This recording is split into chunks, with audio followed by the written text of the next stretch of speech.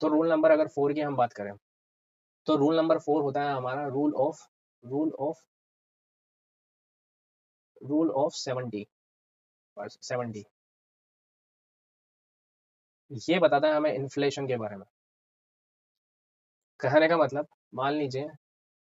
जो 2010 के अंदर या 2000 के अंदर जो 1000 रुपए की वैल्यू थी, वही यहाँ 2025 के अंदर उसकी जो वैल्यू है पहले के कंपेयर में कितनी ज़्यादा डी ग्रोथ हुई है, उसके अंदर कितना ज़्यादा उसमें गिरावट आई है। मान लीजिए कि 2000, ये मान के चलते हैं हम 2010 ले लेता हूँ मैं यहाँ पर। जो 2010 के अंदर जो 1000 रुपए की वैल्यू थी, 2025 के अंदर फेस वैल्यू तो अभी भी 1000 रुपए है, फेस वैल्यू। बट क्या हम कह सकते हैं कि जो 2010 के अंदर 1000 रुपए का जो हम परचेस करते थे, यानी कि हमारी परचेसिंग कैपेसिटी या बाइंग कैपेसिटी जो हम परचेस करते थे 1000 रुपीज़ में, तो क्या सेम जो आइटम्स है वो 2025 के अंदर भी हम परचेस कर सकते हैं उतने ही आइटम विथ 1000 रुपीज़? तो ऐसा नहीं है कि हो सकता है कि फेस वैल्यू अभी भी सेम है, 1000 पहले था, अभी भी 1000 है, बट जो मतलब वैल्यू 1000 रुपीज़ थी, आज ये 1000 रुपीज़ की वैल्यू हो सकता है कम हो गई होगी। हम मान के चलते हैं कि जो पहले से हर चीज़ के प्राइस डबल हो गए होंगे, तो ऑब्वियसली वैल्यू हाफ हो गई होगी। तो हम मान के चलते हैं कि फेस वैल्यू 1000 होने के बाद में भी एक्चुअल हम बाइंग या परचेसिंग हमारी कैपेसिटी सिर्फ 500 की है एज कम्पेयर टू जो 2010 में हमने परचेस किया था उसमें। यानी कि अगर हमारे पास में आज की तारीख में अगर हमें जितना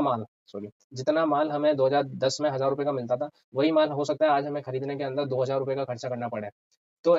ये रूल ऑफ 70 हमारी हेल्प करता है कि आइडेंटिफाई करने में कि हम कैसे पता चले कि कितने सालों के अंदर जो हमारा जो अमाउंट है, पर्टिकुलर अमाउंट है, उसकी जो वैल्यू है वो हाफ हो जाएगी। यानी कि अगर हमारे पास में इन्फ्लेशन रेट का डेटा है, तो हम आइडेंटिफाई कर सकते हैं कि कितने साल में जो हमारा अमाउंट है वो हाफ हो जाएगा। तो यहाँ पे हम करते हैं, देखो कि मान लीजिए half value half face value या फिर half value of of any amount number of years. तो यहाँ पे क्या करेंगे, 70 डिवाइड कर देंगे हम इन्फ्लेशन रेट से। अगर आपकी कंट्री के अंदर कंपाउंडिंग बेसिस पे या एवरेज बेसिस पे अगर हमारी कंट्री के अंदर 7% का इन्फ्लेशन होगा, तो 10 साल के अंदर जो हमारी जो वैल्यू है, आज हमारे 1000 रुपीज़ या जो भी हमारे पास अमाउंट है 1000 रुपीज़ का, या फिर जो भी पर्टिकुलर 1000 रुपीज़ हो सकता है, 10,000 रुपीज़ हो सकता है, 20,000 हो सकता है, या कोई भी एक्स अमाउंट है, उसकी जो अगर 7% के रेट ऑफ इंटरेस्ट है या सॉरी इन्फ्लेशन रेट है हमारी कंट्री के अंदर एवरेज बेसिस पे, तो ये जो हमारे 1000 रुपए की वैल्यू है, आने वाले 10 सालों के अंदर इसकी वैल्यू हमारे पास में 500 रह जाएगी। हालांकि फेस वैल्यू रहेगी, लेकिन एक्चुअल उसकी जो